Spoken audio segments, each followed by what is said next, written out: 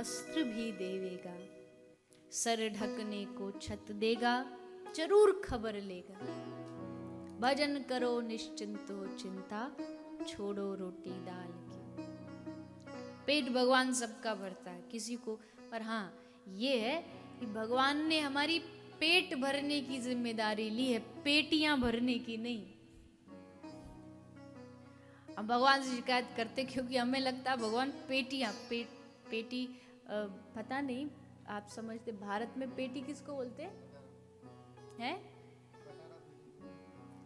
नहीं, एक पेटी दो पेटी, वो वाली पेटी। कहीं रहो दुनिया में, रुपया की भाषा सब समझते हैं, पैसा की भाषा सब समझते हैं। तो पेट ही भरने की जिम्मेदारी नहीं, पेट भरने की जिम्मेदारी है। भगवान क्या, भूखा नहीं सोने दूंगा। चींटी के पग नूपुर बाजे तो भी साहिब सुनता है।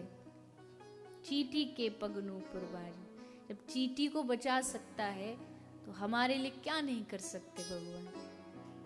भरोसा होना चाहिए, जो चाहे भगवान वो कर सकते हैं। एक कथा आती है, हमारे ब्रज के एक बहुत महान संत हुए, उनकी एक अवध में, अयोध्या में एक महात्मा जी एक धर्मशाला में ठहरे। ये भी पूज्य पाद श्री रामायणी जी का भाव है। तो अवध में धर्मशाला में एक महात्मा जी ठहरे, तो एक धनी व्यक्ति उन महात्मा जी के कक्ष के कमरे के एकदम बाहर दूसरे कमरे में था। थोड़ा नास्तिक था, भगवान में उतना उसकी रुचि थी नहीं, धन था पर भक्ति नहीं थी। तो महात्मा जी का नियम था, संत जी सोने से पहले कीर्तन करते थे, हाथ में करताल लेके, मजीरा लेके शाम को कीर्तन करते, और प्रातःकाल सुबह 4 बजे ब्रह्म मुहूर्त जब जागते तब भी कीर्तन करते। अब ये उस कीर्तन को सुन के बड़ा नाराज होता, क्योंकि जब इसके सोने का समय होता तब महात्मा जी के झांझ मजीरा बज जाते, तो बड़ा परेशान। बड़े सवेरे संत जन करते सीताराम, और इनकी सीताराम ने कर दी नींद हराम। तो एक दिन गुस्से में आके बोला, क्या करते रहते हो आप? तो संत ने कहा, बेटा राम नाम है, राम जी का नाम ले रहे हैं, भगवान का नाम ले रहे हैं। तो बोला, क्या ये भगवान में कौन है? भगवान क्या करता है भगवान? तो महात्मा जी बोले, भगवान सब कुछ करता है, वो कुछ भी करा दे, राजा को रंग, रंग को राजा, कुछ भी बना दे। तो ये बोला, हम कैसे मान ले कि कुछ भी करा देगा? मुझसे कुछ करवा के देखो।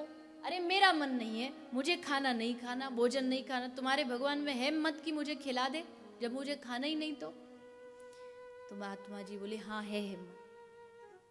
आज एक महात्मा अड़िग हो गया उसके सामने, कहा तो ठीक है, चलो आज आपके भगवान की परीक्षा लेते, आज सुबह हो जाने दो, सुबह से लेकर 24 घंटे का समय तुम्हारे राम जी, तुम्हारे भगवान के पास। अगर सचमुच तुम्हारा भगवान है तो मेरे ना चाहते हुए मुझे भोजन करा के दिखा दो, मैं मान जाऊं। और अगर मैंने भोजन नहीं किया तो आप ये झांझ मजीरा छोड़ के मेरी टोली में शामिल हो जाना, और अगर भगवान ने मुझे भोजन करा दिया मैं आपकी में शामिल हो जाऊंगा। तो महात्मा जी बोले, ठीक है, पक्का मंजूर है। तो वो चला गया। अब महात्मा जी थोड़ा भगवान को रोते रोते याद कर रहे हैं कि हे प्रभु, आपके भरोसे कह तो दिया हिम्मत से, पर रक्षा अब आप ही करोगे, बचाओगे आप ही, इज्जत अब आपको ही बचानी पड़ेगी। तो इस आदमी ने, सेठ ने क्या सोचा कि काम करता हूँ, जंगल में कहीं जाके पेड़ पे छुप के बैठ जाता हूँ, क्योंकि शहर में घर में रहूंगा तो कोई जबरन कहेगा खा लो खा लो, अब जंगल में रहूंगा तो कोई पूछेगा ही नहीं। तो जंगल में जाके एक पेड़ के ऊपर छुप के बैठ गया। अब वहां छुप करके बैठा था, तो वहीं जब वो छुपा बैठा था तो वहां कुछ व्यापारियों का एक पूरा झुंड जा रहा था, व्यापारियों का समूह वहां से निकल के जा रहा था।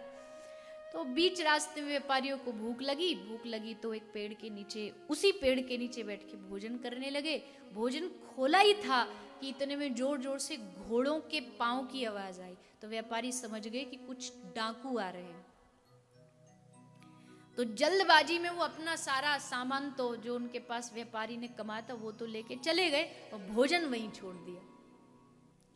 अब सब चोरों की, डाकुओं की पूरी जो मंडली वो आई तो उन्होंने देखा पेड़ के नीचे भोजन रखा हुआ है, भूख लगी थी तो खाने के लिए हुए। तभी चोरों का जो मेन सरदार था वो बोला रुको, इसमें कुछ हो सकता है, इसमें किसी ने कुछ मिलाया होगा। कैसे पता चले मिलाया होगा?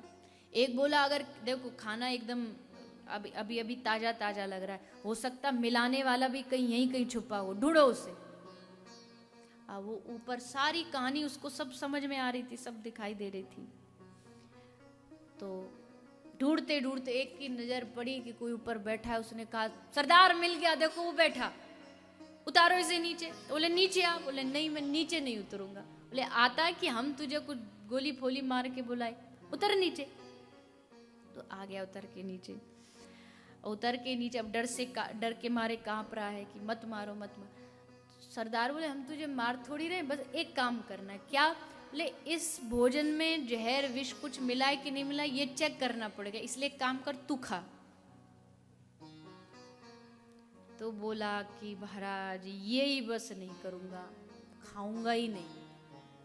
चोर बोले फिर तो पक्का इसी ने कुछ मिलाया है, खा नहीं तो गोली मारे।